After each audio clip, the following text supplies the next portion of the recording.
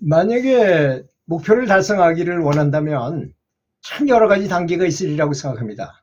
이거는 뭐 어떤 목표를 갖든 간에 거의 비슷하기 때문에 한번 말씀드려 보도록 하겠습니다. 첫 번째 목표를 달성하기 위해서 가장 중요한 게 뭘까요? 정말 원하는 것을 하라는 것입니다. 정말 원하는 것이 무엇인가? 저는 명상입니다. 저는 명상을 선택했어요. 나는 내 일생에서 명상이 가장 중요하다고 생각하는 사람입니다. 이걸 해가지고 내가 바라는 목표를 반드시 찾겠다고 생각합니다. 근데 그 이왕이면 꿈을 가장 원대하게 꾸라는 것이죠. 그렇지 않습니까? 뭐 여러 가지 등급이, 영적 등급이 있다면 맨 위에 거를 위해서 목표를 가져라. 그러다가 죽는다면, 요만큼 가다가 죽는다래도 거기서 다시 또 갈 거니까 죽지 않는 영원한 존재라고 저는 생각합니다. 사람은 죽지 않는다. 내 육신은 죽을지 모르지만 내 마음은 죽지 않기 때문에 계속 가장 높은 목표를 향해서 찾아야 된다고 생각합니다. 두 번째는 꿈만 꾸지 말고 비전을 만들어라는 것입니다. 내가 이렇게 되겠다는 것을 만들라는 것이죠. 반드시 하겠다고. 세 번째는 목적이 있어야지 목표를 세울 수가 있는 것이 아닙니까? 나는 생전 해탈이 목적입니다. 그러면 그래서 목표를 세울 수 있잖아요. 이렇게 가야 되겠구나. 내가 어디쯤 가고 있고 내가 어느 방향으로 가고 있는지, 지금 내 방법은 제대로 맞는 것인지, 이런 거를 정확하게 분석하고 가라는 것입니다. 네 번째는 비전을 구체화한 것이 바로 목표인 것입니다. 구체적으로 목표를 세워라 이거죠. 다섯 번째는 깊은 영혼으로부터 생겨나오는 욕망을 끄집어내라는 것입니다. 그걸 내심의 요구라고도 말하잖아요. 내심의 요구가 생기게 되면 가만 놔둬도 그 사람은 불철주야 열심히 하게 돼 있습니다. 그걸 찾지 못했기 때문에, 그런 걸 이 IQ가 낮기 때문에 또는 생각이 짧기 때문에 그런 걸 못 찾아서 그렇게 열심히 안 하는 것일 뿐입니다. 그 다음에 나를 이끌어줄 역할 모델을 찾아라 이겁니다. 그게 참 열심히 하지 않으면요, 그런 사람을 만나기 어려워요. 열심히 했을 때만 그런 역할 모델이 생깁니다. 자기를 도와줄 만한 그런 사람이 탁 나타나게 돼 있어요. 그럴 때. 다음에 2단계로는 구체적이고 명확한 목표를 설정하라는 것입니다.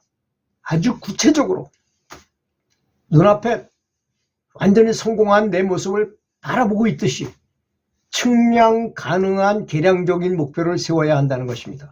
예를 들어서 명상을 하루에 24시간 중에 잠을 8시간 자고 뭐 식사하고 뭐 이런 시간 빼고 8시간을 하겠다라고 목표를 세웠다가, 그 다음에 더 늘려서 12시간을 하겠다, 뭐 이런 목표 같은 거, 이렇게 계량적인 목표를 세워야 된다는 것이죠. 그리고 이걸 3등급으로 나눌 필요도 있어요. 아주 완벽하게 앉아서 가만히 집중 명상만 하는 것, 그 다음에 일하면서 하는 것, 또 걸어다니면서 하는 것, 이렇게 3단계로 나눠가지고 그래야만 언제든지 24시간 동안 명상할 수 있고, 그 다음에 잠잘 때 취침 모드에서도 명상하는 것, 이렇게 4가지를 돌려야만 24시간 계속 명상하는 그런 걸 만들 수 있지 않겠습니까? 목표는 반드시 긍정문으로 작성하라는 것입니다. 반드시 된다는 것으로 작성하라는 거죠. 지금 원하는 목표를 적어보라는 것입니다. 당장 적어보세요. 다음, 장기 목표와 단기 목표를 구분해서 세워보는 것도 좋습니다. 이번 주에 오늘은 내가 어떻게 하겠다. 이번 주에는 어떻게 하겠고, 이번 달에는 무엇을 하겠다. 내가 다음 해 되기 전까지는 이 정도의 등급에는 오르겠다. 이런 목표를 구체적으로 세우라는 것입니다. 여러분은 제가 말씀드린 것을 기억하실 것입니다. 스승님의 차크라 크기를 내가 아주 비록 요만하다 조그맣다 하더라도 계속 5%씩 늘려서 스승님과 같아지려고 노력해라는 거, 그런 목표를 구체적으로 갖는 것이 바람직한 것입니다. 달성해야 할 우선순위를 정해야 합니다. 그래서 오늘 해야 될 일 중에서 순서를 정하고 우선순위를 또 정하고, 그래서 순위를 봐가지고 제일 중요한 일부터 하라는 것입니다. 아마 그러면 명상하는 것이 아마 가장 중요하게 느껴질 것입니다. 하나의 핵심 목표를 정하라는 것입니다. 나는 사랑을 통해서, 사랑과 감사를 통해서 명상의 목표를 세우겠다. 항상 나는 내가 하는 명상에는 이것이 비빔밥처럼 결합돼 가지고 항상 하겠다. 이런 목표를 세웠다든지 핵심 목표를 정하라는 것이죠. 위대한 나의 목표. 눈에 띄는 곳에다 벽면에다 어디든 붙여놔라는 것이죠. 다음 세 번째 단계입니다. 목표 달성 3단계에는 구체적인 계획을 세우라는 것입니다. 계획에 숫자를 넣고 표를 그려가지고 이렇게 하다 보면, 야, 내가 벌써 나이가 이렇게 많아졌는데, 내가 살 날이 얼마나 많이 살아봐야 이만큼일 텐데, 내가 지금 얼마쯤 왔구나. 이거 정말 열심히 해야 될 때구나, 지금이. 내가 더 이상 뇌가 작동 안 하고, 육신도 제대로 움직여지지 않고 그럴 때가 오면, 내가 하고자 하는 걸 제대로 목표를 달성하기 어려우니까 요때부터 요때까지가 가장 중요하구나. 이때 정말 열심히 해야 되겠구나라는 이제 계획에 숫자를 넣고 표를 그려라는 것입니다. 다음에 최종 기한과 소요되는 비용을 결정하라는 것입니다. 그래서 좀 투자하세요. 금전적으로 좀 투자하세요.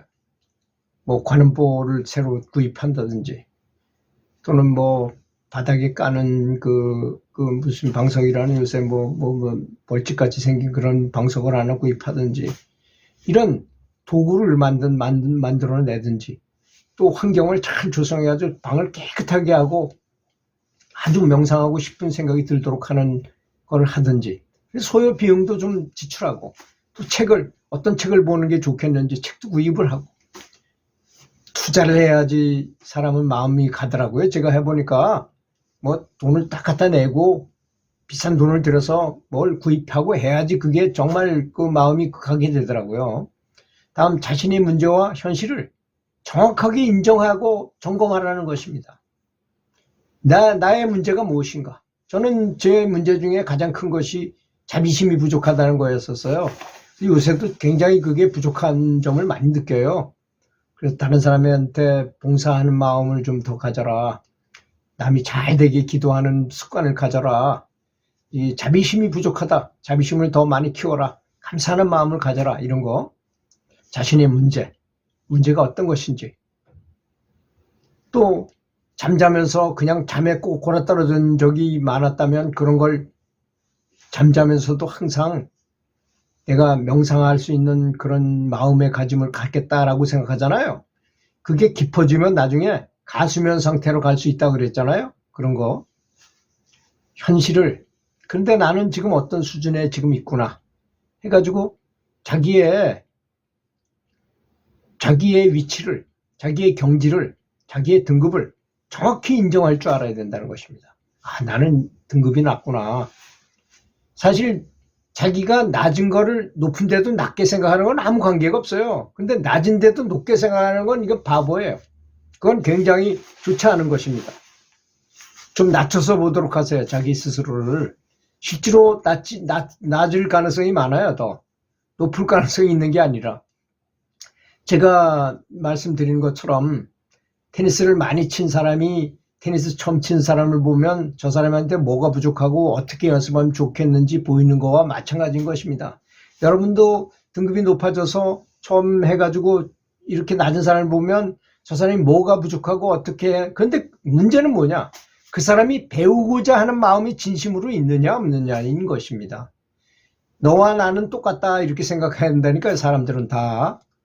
특히 노름판에서 그런 일이 많이 벌어지더라고요. 저 세븐카드 얘기를 많이 했었는데, 세븐카드를 해보면 확실히 실력 차이가 굉장히 있어요. 바둑급수처럼 굉장히 있는데도 불구하고 이 낮은 사람이 높은 사람은 인정을 안 해. 그렇게 계속 붙어. 그럼 맨날 돈이 잃는 거예요.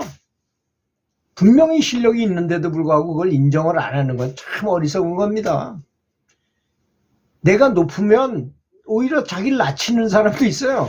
그래야만 이 사람들하고 만만하게 보이게 해가지고 다 딸 수 있잖아요, 돈을. 그렇게 하는 것처럼. 그건 상관없다 이겁니다. 그런데 내가 낮은데도 높은 사람하고 같이 비슷하다고 생각하는 건 정말 어리석은 것이죠. 꼭 필요한 지식과 기술을 습득하라는 것입니다. 굉장히 부족합니다.